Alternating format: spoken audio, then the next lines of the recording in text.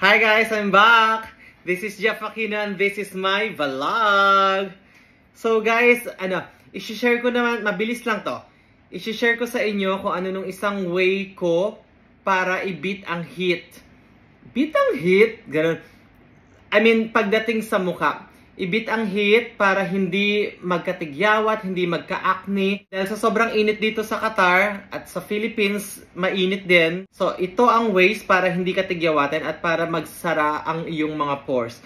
Pag sarado ang pores, guys, iwas pimples, iwas acne. So, ang pinaka-ingredients lang natin, ang pinaka-main thing na kailangan lang natin is bowl, tubig, at ice, guys. Yellow.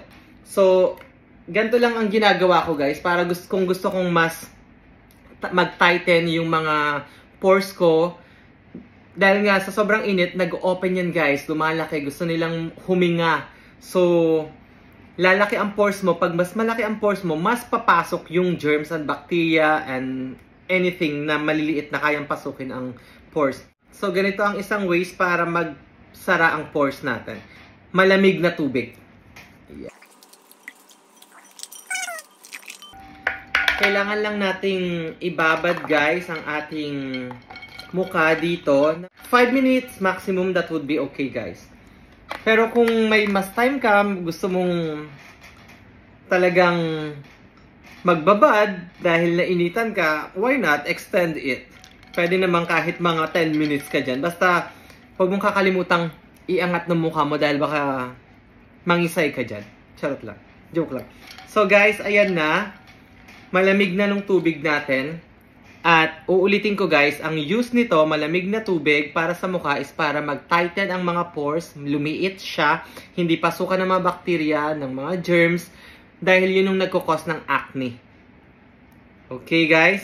And right after this, mas magiging